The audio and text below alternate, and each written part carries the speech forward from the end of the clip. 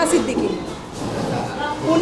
উনি এতদিন ধরে স্কুলে চালাচ্ছেন, সুন্দরভাবেই চলছিল, কিন্তু উনি যে এইভাবে একটা কাজ করবেন এটা আমরা কেউ কখনো ভাবি নাই। একাডেমি আমরা শুনলাম যে গত 15 দিন আগে প্রায় যে স্কুল বিক্রি হয়ে গেছে।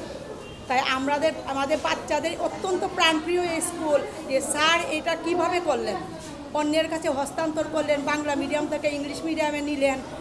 এতগুলো বাচ্চা এখানে অধ্যয়নরত, এই বাচ্চাগুলোর ভবিষ্যৎ কি, এরা কোথায় গিয়ে পড়বে, কোন স্কুলে যাবে, স্যার এই কোনো কিছু ভাবেন নাই।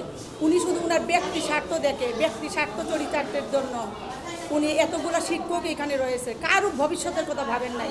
ওই কর্মরত শিক্ষকেরা কোথায় যাবে? উনি দিনের পর দিন অভিভাবকদের মিথ্যে বলতেছেন।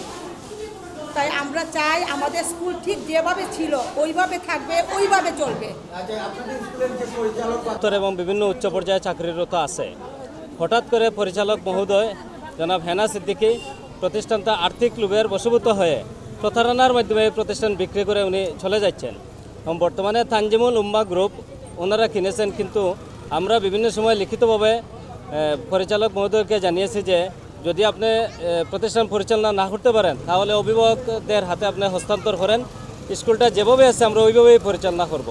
কিন্তু উনি তা না করে উনি অন্য একটা তানজিমুল উম্মাহ গ্রুপের কাছে এই প্রতিষ্ঠানটা বিক্রি করে দিয়েছেন এবং নতুন কর্তৃপক্ষ এটাকে কখনো বলে ইংলিশ মিডিয়াম, কখনো বলে মাদ্রাসায় রূপান্তর করবে এবং বাউতাবাজি শুরু করেছেন।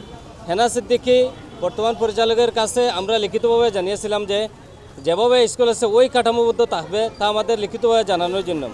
তিনি বিভিন্নবার আমাদের সাথে বৈঠকে বসেছেন, কিন্তু সুনির্দিষ্ট কোনো জবাব না দিয়ে আজকে হস্তান্তর করে উনি চলে গেছেন। আমরা গতকাল নতুন পরিচালকের প্রধান শিক্ষকের সাথে আলাপ করেছিলাম। উনি বলছে যে যেহেতু নতুন কর্তৃপক্ষ এটা নিয়েছে, সেই কর্তৃপক্ষে যে ডিসিশন দিবে উনি তা মানতে বাধ্য। এখানে প্রায় 400 স্টুডেন্ট বর্তমানে লেখাপড়া করছে, ওই 400 স্টুডেন্টের মাথায় বিক্রি করে ফেলছেন হেনা সিদ্দিকী।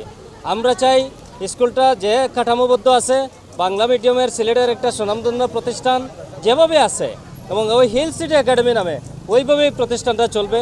এই দাবিতে আজকে আমরা অভিভাবকরা মাঠে নেমেছি, আমরা মানববন্ধন করেছি।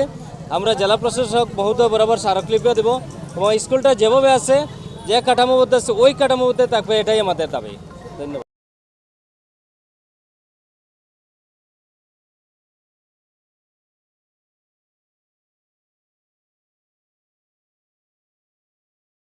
যাবে এই একদিন একক লোকের সাথে এককতা বলেন, সত্য কথা তখনও বলেন নাই। ইংলিশ মিডিয়া করবে বলেন, বাংলা মিডিয়াও চলবে, সব কিছু চলবে। এখন লাস্টে দেখা যায় কোনো কিছুই চলে যায় না, উনি মিথ্যা কথা বলে চলে যায়।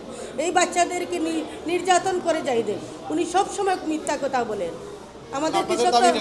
আমাদের দাবি এক দফা, এক দাবি বাংলা মিডিয়া চলবে, ইংলিশ মিডিয়া চলবে, সব যেভাবে চলতেছে এভাবে চলবে। উনি বলেন আমাদেরকে চলবে এইভাবেই, মিথ্যা কথা বলেন, কোনটা সঠিক বলেন নাই।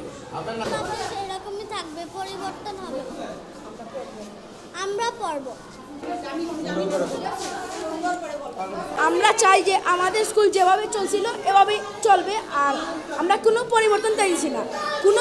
আমরা আগে যেভাবে চলছিল এভাবে আমরা কোনো সমস্যা ফিল করি নাই, আর যদি করতাম তাহলে তো বলতাম। আর আমরা পরিবর্তন হওয়ার কোনো দরকারই নেই, এই জন্য আমরা চাইতেছি না যে পরিবর্তন হোক, এটাই আমার। পড়ছিলাম আগে যখন পড়ছিলাম আমার অনেক ভালো লাগছিল, কিন্তু এখন অনেকটাই ওরা চাচ্ছে যে পরিবর্তন, কিন্তু এইভাবেই থাকুক, যেভাবে আছে এইভাবেই অনেক ভালো থাকে।